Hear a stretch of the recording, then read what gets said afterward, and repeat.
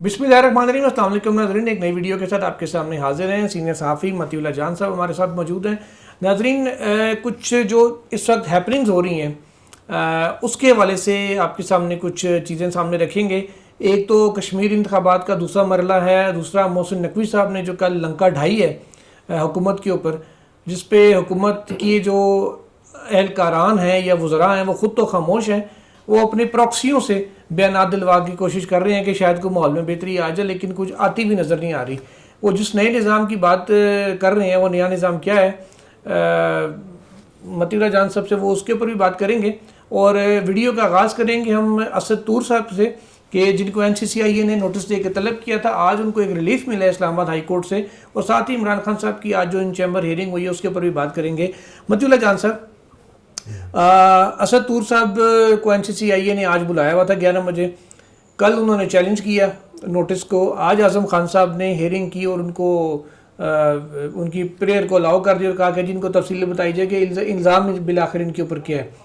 अच्छा, इसमें आप ये देखें, असद तूर ने कहीं ये नहीं कहा कि मैंने पेश नहीं होना, ना उसने कहा कि जी नोटिस मुझे गलत किया गया। उसने कहा मुझे इल्ज़ाम बताओ क्या है, फिर बात करूँगा। ये उसने नहीं कहा कि जी डर के कि जी वो कल अदम करार करें, ये करें वो करें। ये बड़ी ज़बरदस्त उसने साइन दी है। दूसरा ये दायर होना कल पटिशन बगैर एतराज़ लगे और आज के लिए फ़िक्स हो जाना और हेयरिंग हो जाना। फिर आज जब असद तूर साहब ने खुद पूछा अदालत में जस्टिस आज़म खान से, जब उन्होंने कहा कि जी आपको इस हवाले से ऑर्डर करूँगा कि इल्ज़ामात की तफसील दिया, उन्होंने कहा 11 बजे मुझे बुलाया क्या है, 9:15 साढ़े 9 ये हेयरिंग हुई थी, तो क्या मुझे पेश होना चाहिए? उस पर जज साहब ने कहा नहीं, वो आपको पूरी डिटेल बताएंगे कि आप एलिगेशन क्या है। जब तक तफसील नहीं आती, मैं ऑर्डर इस वाले से कर रहा हूँ, तब तक आप पेश नहीं होना। तो गोया अदालत ने उनको पेश होने से रोक दिया। एक मुझे बात बताएं, मैं डायरेक्ट लंबी तमीद बांधे बगैर, अगर इसके पीछे असद तूर के नोटिस के पीछे इस्टेब्लिशमेंट होती, मेरे एक जैसे जहन में एक बात आई है जो मैं आपसे सवाल के तौर पर पूछ रहा हूँ, अगर इस्टेब्लिशमेंट इसके पीछे होती तो क्या इस्लामाबाद हाई कोर्ट में पटिशन आज के लिए फ़िक्स हो जाती, और होती तो ये रिलीफ मिलता? बहुत शुक्रिया ज़ुल्करनैन। पहली बात तो ये है कि अब इस वक्त हालात ऐसे हैं कि आपको ये वाकई यकीन के साथ कहना मुश्किल हो जाता है कि आपके ख़िलाफ़ अगर कोई भी कानूनी कार्रवाई हुई है तो उसके पीछे कौन है। मगर जहाँ तक इस्टेब्लिशमेंट का ताल्लुक़ है, अगर वो किसी भी कानूनी कार्रवाई के पीछे नहीं होती तो आगे होती है, आगे नहीं होती तो ऊपर होती है, ऊपर नहीं तो नीचे, दाएं बाएं होती है, कहीं ना कहीं होती है। और उनकी मर्ज़ी मंजूरी के बगैर कुछ कार्रवाई करना जो है वो इतना आसान नहीं होता। तो आज जस्टिस आज़म साहब ने जो ऑर्डर दिया है वो सहाफ़ियों के लिए ख़ास तौर पे बड़ा अहम है, बल्कि आम शहरियों के लिए भी बड़ा ज़बरदस्त है। बिल्कुल। उन्होंने कहा है कि जनाब पहले तो जिस्ट ऑफ एलिगेशन जो है वो दी जाए किसी भी मुलज़म को बुलाने के लिए। और ये सिर्फ असद तूर के लिए नहीं है। आपने देखा होगा कि national cyber crime investigation agency ने अपना एक वतीरा बना लिया था कि वो एक नोटिस कॉपी पेस्ट छापा होता था, साइन करके भेज देते थे कि आप पे ये इल्ज़ाम है, और इल्ज़ामात की तफसील बताते ही नहीं थे। और साथ कहा जाता था कि आप आके अपने दिफा में कुछ कहना चाहते हैं या नहीं। जब भाई आना है तो अपने दिफा में कुछ लाना है, तो अपने दिफा में लाने के लिए आपको ये तो पता होना कि कौन सी खबर है, किस तारीख की खबर है, किस शख्स पे इल्ज़ाम लगा, किस शख्स के बारे में बात हुई, और कौन सा व्लॉग है या कौन सी पोस्ट है, ये तो पता होना चाहिए ना। तब जाके इंक्वायरी में कोई भी मुल्ज़म असिस्ट कर सकता है, मुआवनत कर सकता है। जब आप उसको ये बता ही नहीं रहे कि इल्ज़ाम क्या हैं और आप उसे कह रहे हैं आ जाएं, और आमतौर पर तरीका हथकंडा मैं कहूँगा अपनाया जाता है कि ये बस लोगों को बुला के, शहरियों को बुला के उनको गिरफ्तार कर लिया जाता है, और फिर गिरफ्तार करने के बाद FIR कटी होती है, उसके अंदर लिखा होता है कि ये फ़लाँ ट्वीट है, फ़लाँ पोस्ट है। यानी गिरफ्तारी के बाद जो है मुल्ज़म से वो पूछगछ होती है। अच्छा, इसमें तो एक बात मैं ऐड करता चलूँ आपकी बात में। जब असद तूर साहब को गिरफ्तार किया गया था काजी फाजिसा के दौर में, तब असद तूर से मैंने पूछा कि जी वहाँ क्या हुआ था, तो उन्होंने कहा कि जी मुझे तफ्तीश के लिए बुलाया D13 वाले ऑफिस में। तो वो कहते मुझे उन्होंने बिठा के FIA के 4 अफसरान बैठे, तो उन्होंने कहा आप क्या कर रहे हैं? कहते मैंने उनसे पूछा जी मैं क्या कर रहा हूँ, आप बताएं। मुझे तो आपने कुछ नहीं बताया कि नोटिस में कि क्या है क्या नहीं है, लेकिन आप मुझे बता दें मैं क्या कर रहा हूँ। कहते नहीं आपको नहीं पता आप क्या कर रहे हैं। उन्होंने कहा जी मुझे नहीं पता, आप बताएं मैं क्या कर रहा हूँ। उसके बाद वो कहते हैं एक जो तफ्तीशी अफसरान 4 बैठे थे टीम, कहते हैं एक ने मेरा YouTube चैनल खोल कर देखना शुरू कर दिया कि भाई इसमें कौन सा व्लॉग इसके खाते में डालना है। एक कह रहे हैं जी असद तूर साहब कहते हैं एक ने ट्विटर खोल लिया, ایک نے فیس بک کھول لی اور ایک جنرلی آ کے پیچھے ڈھونڈنے لگ گیا کہ یار وہ کیا بتائیں کہ تم نے کیا کیا، کیونکہ اوپر سے آرڈر تھا اس کے خلاف کچھ کرو. ہاں جی. اور وہ آرڈر کے بعد وہ تھینک یو چیف جسٹس کو نعرے بھی لگاتے رہے جب بھی آتے تھے وہاں پہ. بالکل. تو وہ تو انہیں ظاہر پتہ تھا کہ کیا معاملہ ہے کیا نہیں. تو اسی حوالے سے ذوالقرنین میں کہہ رہا ہوں کہ یہ اس لحاظ سے میں نے فرسٹ ٹائم دیکھا ہے کہ عدالت نے اتنی کلیئرٹی کے ساتھ کہا ہے کہ بھئی آپ ملزم کو جسٹ آف ایلیگیشن دے. اور جیسے آپ نے خود بتایا کہ اسطور نے جب جج صاحب سے پوچھا، جو انہوں نے پوسٹ بھی کی ہے ایک ایکس پہ، کہ تو انہوں نے کہا کہ آپ انکوائری پہ جانے سے پہلے وہ آپ کو جسٹ آف ایلیگیشن دیں گے تو پھر آپ انکوائری پہ جائیں گے. بالکل. تو میں سمجھتا ہوں یہ بڑا مثبت آرڈر ہے، ایک پازیٹیو ڈیولپمنٹ ہے، اور اس ریٹ پٹیشن کو نمٹا بھی دیا گیا ہے. مطلب کہ عدالت یہ سمجھتی ہے کہ اس میں کسی سے پوچھنے کی ضرورت نہیں ہے. بالکل. یہ کسی کو نوٹس جاری کرنے کی ضرورت نہیں ہے. یہ تو ایک فنڈامنٹل رائٹ ہے کہ جس ملزم کو آپ کاروائی کرتے ہیں یا انویسٹیگیٹ یا انکوائری کرتے ہیں تو اس کو بتاتے ہیں کہ آپ کے اوپر کیا الزام ہے. آپ اس کو الزام بتائیں گے تو وہ اپنے ساتھ اپنے دفاع میں کوئی ثبوت، شواہد، گواہ کاغذات لے کے آئے گا نا. آپ اس کو بتا ہی نہیں رہے کہ کون سی پوسٹ ہے، کون سا ولاگ ہے، تو وہ کیا کاغذ لے کر آئے گا آپ کے سامنے. آپ جائیں گے اور آپ کو وہ اریسٹ کر لیں گے اور پھر ایف آئی آر میں ڈال دیتے ہیں کہ یہ پوسٹ تھی اور فلاں تھی. مطلب یہ ایک ہتھ کنڈا ہے جو کہ آج اسلام آباد high court justice Muhammad Azam Khan کے آرڈر کے بعد ایک چیز واضح ہو گئی ہے کہ آئندہ کوئی بھی شہری جو ہے، کوئی بھی صحافی، کوئی بھی سیاستدان جو ہے، اگر اس کو نوٹس کے اندر یہ نہیں بتایا جاتا کہ الزام کی نوعیت کیا ہے، متنازع ٹویٹ، پوسٹ، پیغام کیا ہے، تو پھر وہ پابند نہیں ہے کہ وہ انکوائری کو جوائن کرے. یہ ہے آج کے اسلام آباد ہائی کورٹ کا آرڈر جو نمٹا دی گئی ہے، منظور کر لی گئی ہے. اور اسد طور کے وکیل نے کہا جی میں مطمئن ہوں، ہماری درخواست یہی تھی کہ ہمیں بتایا تو جائے. اب قانونی طور پہ جاننا بھی ضروری ہے کہ اب نیکسٹ سٹیپ کیا ہے. کیا اس کا مطلب ہے کہ الزامات وہ آپ کو دے کے آپ فوراً جو ہے وہ چلے جائیں گے اور وہ آپ کے انکوائری کر کے آپ کو اریسٹ کر لیں گے؟ ایسا نہیں ہے.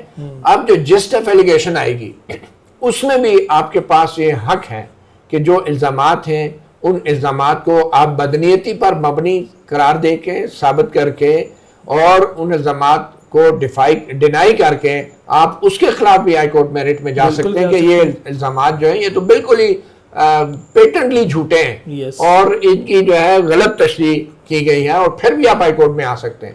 تو یہ رائٹ جو ہے تو بالکل ظاہر کھلے میں. تو میرے خیال میں اسطور کو جو آج میں سمجھتا ہوں ایک کامیابی ہے ان کی کہ این سی سی آئی جیسے ادارے کو اسلام آباد ہائی کورٹ نے اب پابند کر دیا ہے کہ صرف اسد طور ہی نہیں، کسی بھی شہری کے خلاف جب آپ انکوائری نوٹس بھیجیں گے تو اس میں بتائیں گے کہ یہ شکایت ہے، اس کے اندر یہ مخصوص الزامات ہیں، یہ کمپلینٹ ہے اور یہ آپ کے دفعات لگ رہی ہیں، تو آپ اس کا دفاع کریں. اب یہ اسد طور کے ذریعے پوری قوم کو کامیابی ملی ہے. بالکل بالکل. یہ اور بات ہے کہ اب پتہ نہیں ہماری عدالتوں کا جو آج کل حالات ہیں ان کے احکامات کو کتنی احترام کیا جاتا ہے، کتنی وقت دی جاتی ہیں سرکاری اداروں کی طرف سے، وہ بھی ابھی دیکھنا رہتا ہے. میرا خیال ہے کہ وہ یہ امپلیمنٹ ہو جائے گا. چلیں جی، یہ تو بہت ان حالات میں اسد طور جیسے بندے کے کیس میں جو ایک حکومت کا شدید ترین ناقد ہے، اگر اس کے کیس میں ایک ایسا آرڈر آیا تو اس کا مطلب وہ امپلیمنٹ بھی ہوگا. اصل مسئلہ ہی ذوالقرنین ڈیو پروسیس کا. یس. ہمارے ملک میں پرابلم ہی یہی رہا ہے، چاہے پاناما کے کیسز تھے، چاہے ابھی عمران خان کے خلاف کیسز ہیں، چاہے افتخار محمد چودھری کے خلاف ریفرنس تھا، چاہے قاضی فائزہ کے خلاف ریفرنس تھا. ڈیو پروسیس نہ ہونے کی وجہ سے یہ سارے مقدمات کی تفصیل میں، میرٹ پہ، گواہوں، شہادتوں، ثبوت کی طرف کوئی قوم یہ جا ہی نہیں سکی. اور ہمیں آج تک نہیں پتا کہ جو الزامات تھے وہ درست تھے یا غلط تھے یا صحیح تھے، صرف اس لیے کہ بدنیتی پر مبنی جو طریقہ کار اپنایا جاتا ہے تو پھر عدالتیں بھی جو ہیں وہ آگے نہیں بڑھ سکتی. یس. اچھا، باتیں ذرا عمران خان صاحب کے کیس پہ زیادہ ٹائم لیے بغیر. آج متی بھائی اعتراض پہلے تو رجسٹرار کا یہ تھا کہ عمران خان صاحب نے جو اپنے علاج کے لیے ایک قیدی نے جس کی 75 سال آلموسٹ عمر ہے، اس نے درخواست دی کہ جی مجھے اسپتال منتقل کریں، میرا علاج کروائیں. اس کی بہن نے بھی پہلے دی ہوئی، وہ بھی آپ کے پاس پینڈنگ پڑی ہوئی ہے. اس کے اوپر اعتراض لگا کہ جی اس کا وکالت نامہ دستخط نہیں ہے. اچھا، پھر انہوں نے اپیل کی اور بالآخر اسلام آباد ہائی کورٹ کی انٹرونشن میں وکالت نامہ دستخط ہو کے آگے. اچھا، پھر وہ عزیر بھنڈاری صاحب کہتے ہیں میں رجسٹرار آفس وکالت نامے دیتے تھے، ہم جمع کراتے تھے. وہ کہتے تھے نہیں، آپ جو ادھر لگی ہے کورٹ میں لگے گی ادھر جا کے دینا. آج وہ چیمبر میں بھی دے رہے تھے، جو بینچ نمبر 1 میں جو چیمبر ہیئرنگ ہوئی ہے اس کے اندر کہ بھئی یہ لے لیں. انہوں نے کہا نہیں، آپ 1 ہفتے کے اندر جمع کرا دیں. رجسٹرار بھنڈاری صاحب نے بار بار کہا کہ جی ہم آج ہی جمع کراتے ہیں، آپ اگلے ہفتے کیس لگا دیں. لیکن وہ چیف جسٹس صاحب کہ نہیں آپ ایک ہفتے میں جمع کرا دیں. اچھا آٹو فکسیشن پالیسی کہ انہوں نے دی ہے, اچھا وہ بھی کہ جی اے آئی کے ذریعے سارے کیسز ہم نے پالیسی دے دی ہے, فکس ہو رہے ہیں اس میں. اب وہ ایسا رپورٹ ہے اے آئی جو سپریم کورٹ کا رپورٹ ہے, میں کل ثاقب بشیر سے بھی میں نے یہ بات کہی تھی کہ اس کو یہ پتہ ہے نمبر 1 میں نے عمران خان کے اور حکومت کے تمام مخالفین کے کیسز ایمان مزاری ہوں, چاہے جو ان پہ تنقید کرتے ہیں یا مارنگ بلوچ یا کوئی اور ہوں, میں نے ان سب کے کیس لگانے محمد علی مظہر صاحب کے بینچ میں. جب اس اے آئی کو یہ بھی پتہ ہے کہ ویسے ساری ایجنسیاں ہوں گی, ضمانت ہے یہ ہے وہ ہے, ایمان مزاری کی ضمانت والا کیس ہم نے نہیں لگانا ٹائم پہ, ہم نے عمران خان کے اسپتال منتقلی علاج کی درخواست نہیں لگانی. اے آئی کو یہ بھی پتہ ہے کیوں, کیونکہ کوئی بڑا رپورٹ میں راز نہ ہو جائے. تو یہ اب بھی ایسے ہی ہو رہا ہے کہ انہوں نے ایک ہفتے کا ٹائم دے دیا, ہفتے بعد یہ وہ پروسیس شروع ہوگا لگنے کا, پھر 15 دن کے بعد جا کے لگے گی. اتنے میں چاہے مریض پیچھے مر جائے کوئی بھی ہو. اب یہی تو بات ہے نا کہ جہاں پہ اچھا ایک دفعہ چیمبر میں انہوں نے یہ نہیں پوچھا کہ بھئی یہ کیا ایسی وجہ ہے کہ ایک ملزم کے وکالت نامہ تک جیل کا کام سائن نہیں کرا رہے. یہ پوچھ کر اس پہ نہیں آئیں گے کہ ذرا اس کو تو ٹھیک کریں کہ نوبت ہی نہ آئے کہ اعتراض لگے اس قسم کی اور یہ چیزیں ہوں. دیکھیں یہ وہی بات ہے کہ بندہ جو ہے وہ ایکسیڈنٹ ہو جائے اس کا, اور اس کو ہسپتال میں کوئی اجنبی چھوڑ جائے ایمرجنسی میں, اور ایمرجنسی کے ڈاکٹر کہیں کہ جب تک یہ بندہ ہوش میں آ کے اپنا تعارف نہیں کراتا, ہمارے سوالوں کے جواب نہیں دیتا, ہم اس کا علاج فارم نہیں بھرتا, ہم فارم نہیں بھرتا, ہم اس کا علاج نہیں کریں گے. مطلب آپ اندازہ کریں کوئی حد ہوتی ہے زیادتی کی کہ سابق وزیر اعظم 3 دفعہ کا, وہ بیمار ہے, میڈیکل گراؤنڈز اس کے بنے ہیں, وہ اپیل ہے ان کی آئی ہوئی, آپ اس پہ اعتراض نہیں, یہ ایک دفعہ کے تھے, ہاں ایک دفعہ کا وزیر اعظم ہے, تو اس کی اپیل آئی ہوئی ہے اور آپ اعتراض لگا رہے ہیں جس کے وکالت نامے پہ. تو یار اس میں عمران خان کا قصور ہے اگر وکالت نامے پہ دستخط نہیں بھی ہوئے, لیٹ سے نہیں بھی ہوئے, تو کیا یہ وہ جیل میں بیٹھا جو ہے اس کو سزا, مزید سزا ملنی چاہیے کیونکہ اس کے وکیل وکالت نامے. اب عمران خان جیل سے باہر آ کے وسیقہ نویس سے وکالت نامے لے کے دستخط تو کر نہیں سکتا. تو یہ تو اسٹیٹ کی ذمہ داری ہے نا کہ وکالت ناموں پہ دستخط کروائے, اور اگر اسٹیٹ وکالت ناموں پہ دستخط نہیں کرا رہی تو یہ سپریم کورٹ اور اس کا جو رجسٹرار آفس ہے ان کو شرم آنی چاہیے کہ وہ ریاست سے پوچھے کہ دستخط کیوں نہیں ہوئے, وہ وکیل کو کیوں اور اس ملزم کو کیوں سزا دے رہے ہیں کہ جو جیل میں بیٹھا ہے اور اس سے کوئی دستخط کرانے والا نہیں ہے. ایسے ہی تو سپریم کورٹ اپنے آپ کو ایک طرف ریاستی ادارہ کہتی ہیں, پھر ادھر بڑے بڑے اشتہار لگتے ہیں, جی اصلاحات ہو رہی ہیں, عدالتی اصلاحات ہو رہی ہیں, جیل اصلاحات ہو رہی ہیں, پریس ریلیزیں الگ سے, تصویریں الگ سے, اشتہار بازیاں الگ سے, لاکھوں کروڑوں روپے لگائے جا رہے ہیں عوام کو سہولت دینے کے, یہ ڈرامے بازیاں. اور دوسری طرف وکیل کو ملنے تک نہیں دیا جاتا, سپریم کورٹ کچھ نہیں کر سکتی.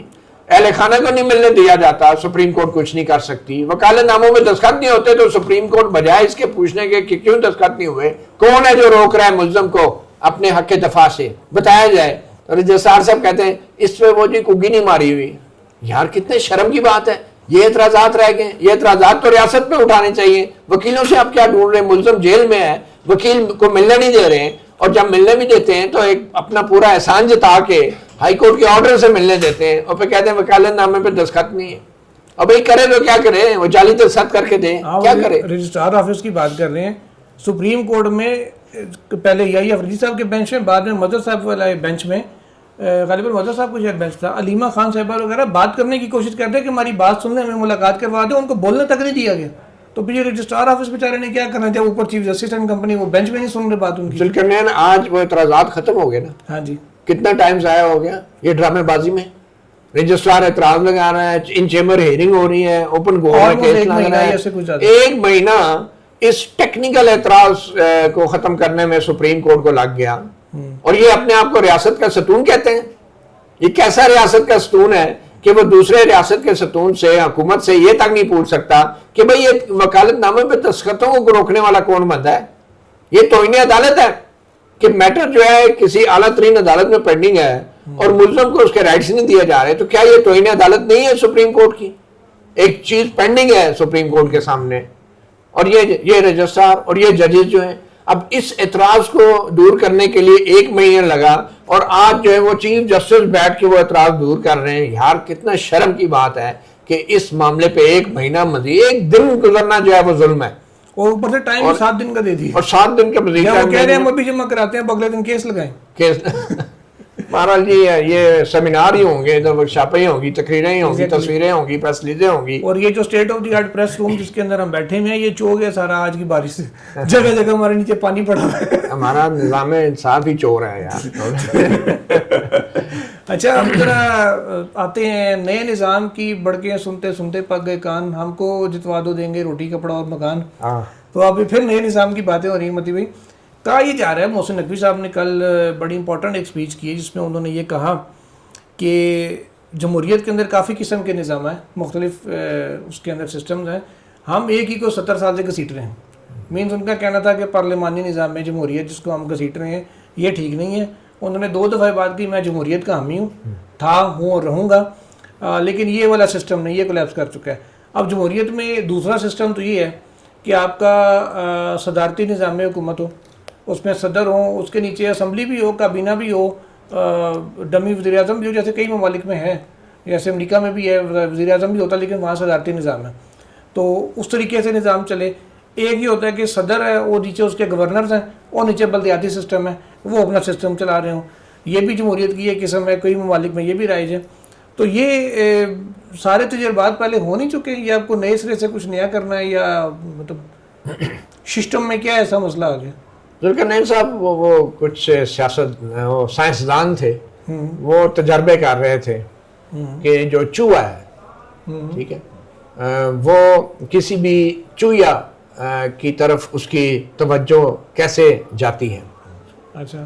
تو انہوں نے بہت سے چوہے جو ہے نا, ایک چوہیا کو انہوں نے ایک لیبارٹری میں بٹھا دیا اور چوہے کو اسی پنجرے میں ڈال دیتے تھے. ایک چوہے کو ڈالتے تھے, اس کو اسٹڈی کرتے تھے, دوسرے چوہے کو ڈالتے تھے, اس کو اسٹڈی کرتے تھے. تو جب 5-10 چوہے بدل گئے تو ان کو مطلوبہ نتائج نہیں مل رہے تھے, تو کسی نے کہا یار آپ چوہے تو بدل رہے ہو, ایک بار چوہیا کو بھی بدل کے دیکھ لو. تو ہمارا بھی یہی المیہ ہے, ہم یہ چوہے تو بدلتے رہتے ہیں, وزیر اعظم, وزراء, کابینہ, لیکن چوہیا کو بدلنے کی کسی میں ہمت نہیں ہوتی ہے. تو یہ جو محسن نقوی ٹائپ لوگ ہیں, جو فیصل واڈا ٹائپ لوگ ہیں, یہ سیاسی یتیم, سیاسی لاوارث, نہ ان کی کوئی سیاسی جماعت ہوتی ہے, ان کو لایا جاتا ہے اور یہ سیاسی لیڈران بڑے بڑی تقریریں, فن خان, بڑکے مارنے والے, یہ آصف زرداری صاحب, نواز شریف صاحب, بلاول بھٹو ہو گئے, مریم نواز ہو گئے, یہ جتنے فن خان ہیں نا, ان کی اوقات اتنی ہے کہ کل سے محسن نقوی نے جو وزیر داخلہ نے تقریر کی ہے, اور شہباز شریف کے بطور وزیر اعظم انہوں نے ایک قسم کی ان کی کارکردگی پہ کمنٹ کیا ہے کہ بھائی وہ تو ایک فائر مین سے زیادہ اس کی کوئی حقیقت نہیں ہے کہ وہ فائر فائٹنگ کر رہا ہے. مطلب وہ فائر مین ہوتا ہے نا جو پائپ لے کے آتا ہے, آگ پہ پھینکتا ہے, شہباز شریف وہ کام کر رہا ہے. لیکن صاحب ان کی بات کا مطلب یہ تھا کہ آگ بجھ پھر بھی نہیں رہی, یہ آگ پھر بھی نہیں بجھ رہی. تو یہ ایک وزیر جس کو شہباز شریف نے لگایا ہے, بظاہر شہباز شریف کو خود پتہ نہیں کس نے لگوایا ہے, بہرحال ایک وزیر جو ہے وہ اٹھ کے وزیر اعظم کی کارکردگی کو جانچ رہا ہے. اور یہ بات جو محسن نقوی نے کی ہے کہ سسٹم کولیپس کر گیا ہے, آئندہ 10 سال بھی ہم اسی طرح بیٹھے ہوں گے, کوئی تبدیلی نہیں آئے گی, یہ بات اگر شہباز شریف کرتا جو فارم 47 کا وزیر اعظم ہے, وہ پھر بھی ٹھیک تھا. لیکن ایک بندہ نہ جس کا سیاسی طور پہ کوئی وارث ہے, نہ اس کا کوئی نظریہ ہے, نہ سوچ ہے, ایک صحافی تھا, صحافی سے کاروباری میڈیا مالک بن گیا, پھر اس کے بعد کسی کے سفارش پہ جو ہے وزیر بن گیا, وزیر اعلیٰ بن گیا, اتنا طویل عرصہ پنجاب کا, پھر وزیر داخلہ بن گیا, سارا سفارش پہ. کوئی لوگوں کے ووٹ سے اس کا لین دین نہیں ہے, کوئی جمہوری عمل سے وہ الیکٹ ہو کے آنے کے قابل ہی نہیں ہے, کونسلر کی سیٹ نہیں جیت سکتا. جو وہ آ کے لیکچر دے رہا ہے کہ جناب یہ سسٹم کولیپس کر گیا, چھوٹے صوبے ہونے چاہیے. یہ چھوٹے صوبے ہیں یا یہ چھوٹے تھانے بنائے جا رہے ہیں عوام کو اور پبلک کو, آبادی کو کنٹرول کرنے کے لیے؟ یہ وہی محسن نقوی ہے جو کہتے تھے بلوچستان کے لیے ایک ایس ایچ او کافی ہے. مجھے تو لگ رہا ہے یہ چھوٹے صوبے کا نام صرف ہے, اصل میں یہ تھانے بنائیں گے, اور جو ان چھوٹے صوبوں کے وزیر اعلیٰ ہوں گے وہ تھانے دار ہوں گے, اور ان کے اوپر اسلام آباد میں ایک آئی جی بیٹھا ہوگا جو پورے ملک کا نظام چلا رہا ہوگا. تو یہ تو ان کی اوقات ہے یار, ووٹ لے نہیں سکتے, الیکٹ ہو نہیں سکتے, اور آتے ہیں باتیں بڑھ کے مارتے ہیں کہ جناب یہ اتنا اختیار, اتنا اعتماد, اتنا کانفیڈنس, اور اتنا زوم, اور اتنا غرور, گھمنڈ, یہ کہاں سے آ رہا ہے ایک شخص میں جس کو کسی کی سفارش پہ ایک باقی وزیر بنا دیا گیا ہے؟ ویسے متی صاحب اگر 8 فروری 2024 کو یہ جو, بلکہ میں سوال آپ سے یوں کرتا ہوں کہ یہ سسٹم کولیپس ہوا ہے, کیا یہ کوئی مانے نہ مانے اس وجہ سے کولیپس نہیں ہوا کہ عوام کی رائے کو بلڈوز کیا گیا, 17 سیٹوں کو 170 کر دیا گیا؟ اگر عوام کی منشا کو مانا جاتا تو شاید حالات یہ نہ ہوتے جو آج ہیں. دیکھیں آپ عوام کی رائے جو ہوتی ہے نا، کیونکہ کل انہوں نے خود یہ کہا ہے کہ صوبوں پہ عوام کی رائے لے لیں، عوام جو کہتے ہیں وہ کر دیں. عوام نے تو 8 فروری 2024 کو بھی کچھ کہا تھا نا، وہ کیوں نہیں مانا آپ نے؟ یہ وہی لوگ ہیں نا عوام کی رائے لینے والے. اگر یہ سسٹم جو کلیپس ہوا ہے، یہ سسٹم نہ چل رہا ہوتا تو آج محسن نقوی صاحب اسی سسٹم میں یہ وزیر بنے. دیکھیں مجھے تو ان کی تجاویز پہ کمنٹ کرنا بھی توہین سمجھتا ہوں میں اپنی، کیونکہ یہ وہ بندے نہیں ہیں کہ جو عوام سے ووٹ لے کے آتے ہیں.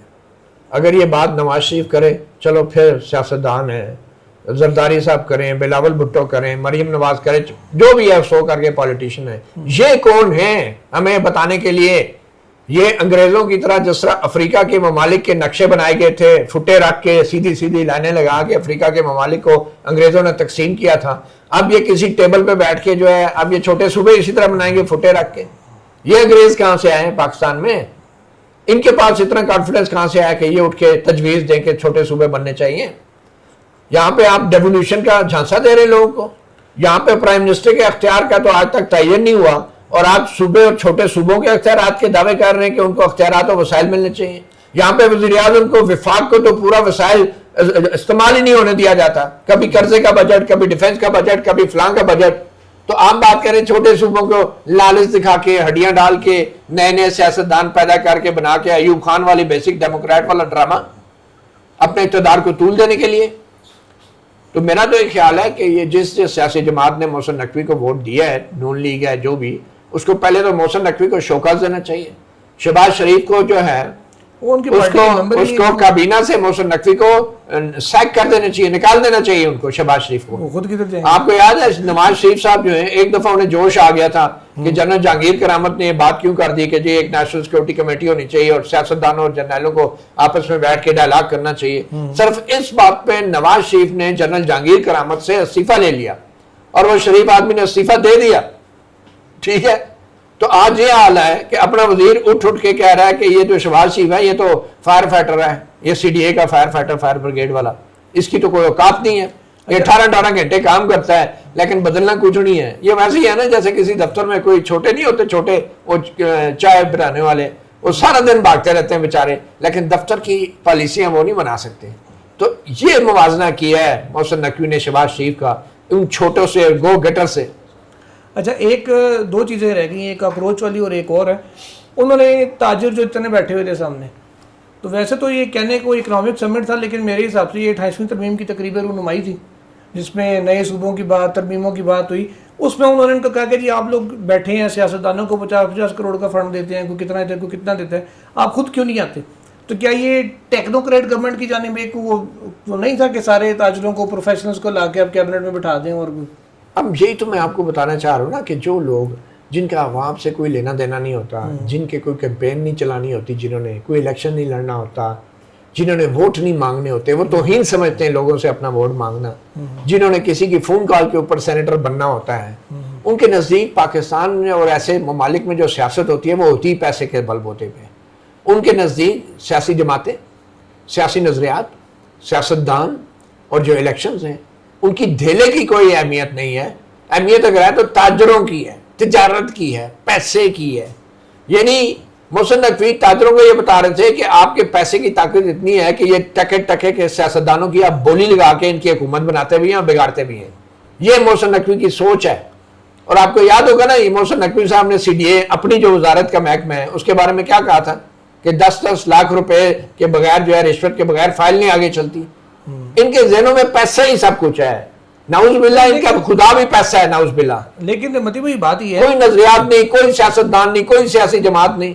اور آج تاجروں سے کہہ رہے ہیں آپ حکومت بناتے ہیں بگاڑتے ہیں. یار کمال ہے، اتنے فدو ہیں، اتنے بیوقوف ہیں معذرت کے ساتھ. لوگوں کو نہیں پتا حکومت کون بناتا ہے کون بگاڑتا ہے. نہیں تو یہاں پہ ایک سوال پھر یہ بھی آتا ہے نا، اب جیسے اب تو خیر ملک ریاض زیر خطاب ہیں، ورنہ پچھلے کچھ عرصے میں آپ دیکھ لیں، پچھلے 15-20 سالوں میں آدھی پارلیمنٹ مختلف سیاسی جماعتوں کے لوگ ملا کے وہ ملک ریاض کے پیسے پہ الیکشن لڑتی تھی. بھئی اب سیاستدان جا کے پیسے مانگتا ہے تو وہ دیتا ہے نا، وہ اس کا تو چلو فائدہ ہے. ان کو بھی شرم کرنی چاہیے نا کہ ہم تاجروں سے پیسے کیوں مانگ رہے ہیں. لیکن فرق یہ ہے کہ وہ سیاستدان اس کو شرم آتی ہے یہ بات مانتے ہوئے کہ ملک ریاض سے پیسے لیتے ہیں.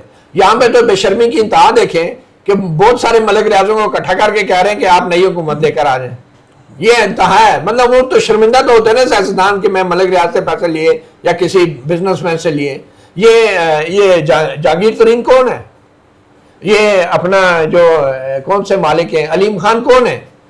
یہ سارے بزنس مین تھے نا. ان کو اٹھا کے کون جھولی میں ڈالا؟ کس نے جھولی میں ڈالا؟ خان صاحب کی.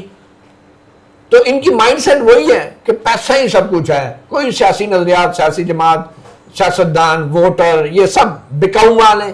سیاستدان بھی اور ووٹر بھی. یہ ان کی مائنڈ سیٹ ہے، کیونکہ یہ وہ لوگ ہیں جو عوام کے وسائل کے اوپر کاروبار کرتے ہیں، جو بڑے بڑے ایک امپائر بنائی ہوئی ہے ریاستی وسائل کے اوپر بزنس کی، کاروبار کی، جو ان کو نہیں کرنا چاہیے. اور یہ سمجھتے ہیں کہ اس دنیا میں اگر کچھ ہے تو وہ پیسہ ہی ہے. اور یہ اب جنگ بھی سیاسی کنٹرول کے لیے نہیں ہے، معاشی کنٹرول کے لیے ہے، وسائل پہ کنٹرول کے لیے ہے. میں نے آپ کو پہلے کہا کہ نعوذ باللہ ان کا جو خدا ہے نا وہ پیسہ ہی ہے. اچھا آخری سوال، انہوں نے کہا کہ نوجوان ان کو آپ کاکروچ کا نام دیں یا جو مرضی ان کو نام دینے، انڈیا سے کاکروچ پارٹی جو مشہور ہوئی ہے، کہ یہ ان کو 10-15 ہزار کا معمولی اسٹائپنڈ دے کے یا لیپ ٹاپ ٹیبلٹ دے کے نہیں ان کو راضی کیا جاتا. ان کو میرٹ اور یہ چیزیں دیں کہ ان کو کمانے کے مواقع دیں، اپرچونٹیز ان کو دیں جو یہ میرٹ کے اوپر مانگ رہے ہیں. ادروائز یہ اکٹھے ہو کے آگے تو سب کچھ تباہ ہو جائے گا، الٹ جائے گا سب کچھ. اچھا اب کیا یہ انہوں نے ترمیم کرنے کے لیے یا کہہ لیں اپنی بات کو اوپر ان کو ذرا غور کرانے کے لیے سیاستدانوں کو، سیاسی جماعتوں کو، مینس کے پیپلز پارٹی اور نون لیگ 2 سیاسی جماعتیں مین بڑی اس وقت پارلیمنٹ میں، ان کو یہ باور کرانے کے لیے کسی نوجوانوں کی تحریک کا بھی ڈراوا دیا ہے یا مطلب کوئی جینورلی کہا ہے کہ جی کوئی لاوا اتنا پک چکے کہ کسی ٹائم کو نکل آیا تو سیاپا پڑ جائے گا؟ دیکھیں جی، یہ جو نوجوانوں میں نفرت پیدا ہو رہی ہے نا، میں نہیں کہوں گا کس کے لیے پیدا ہو رہی ہے، بظاہر شہباز شریف اور نون لیگ کے لیے ہی ہو رہی ہے، لیکن یہ جو نفرت پیدا ہو رہی ہے نا، یہ جو نفرت ہے نا، اس کی وجہ جو ہے یہی لوگ ہیں جو اپنی غلطی نہیں مان رہے، الٹا تاجروں کو ڈراوا دے رہے ہیں، دھمکیاں لگا رہے ہیں کہ اگر یہ نوجوان نکل آئے نا تو سب کچھ الٹ دیں گے. کیا سب کچھ نہیں؟ سیاستدان بھی ہیں اور تاجر بیٹھے تھے نا ادھر، زیادہ تر ان کا ایک نام، ان کا مخاطب اس معاملے میں گورنمنٹ تھی اور سارے اچھا ان کے سارے سیاستدان اکٹھے ہو جائیں. یہ پہلے جب بھی محسن نقوی جیسے لوگوں نے سیاستدانوں کو اکٹھا ہونے کی بات کی ہے نا، مطلب یہی ہے کہ سارے اکٹھے ہو کے 8ویں ترمیم کر دیں، سارے اکٹھے ہو کے 17ویں ترمیم کر دیں، سارے اکٹھے ہو کے 26ویں 27ویں. یہ اس لیے سیاستدانوں کو اکٹھا کرتے ہیں کہ سیاستدان جو ہیں ان کے نزدیک وہ خدا نہ خواستہ وہ آوارہ جانور ہیں جو میونسپیلٹی والے جن کو تلاش کر کے اکٹھا کر کے یہ سب کچھ کرتے ہیں. ٹھیک ہے نا؟ تو بات یہ ہے کہ سیاستدانوں کی تو اوقات یہ رہ گئی ہے کہ وہ اب اکٹھے اگر ہوں گے تو محسن نقوی اور ان کے جو مینٹورز ہیں پیچھے، ان کے جو رسیاں کھینچنے والے ہیں، ان کو ان کے اقتدار کو طول دینے کے لیے استعمال ہوتے ہیں. پہلے 8ویں ترمیم، 17ویں ترمیم، 26ویں ترمیم، 27ویں ترمیم. اب سیاستدانوں کا کام تو ٹھپا لگانا رہ گیا نا.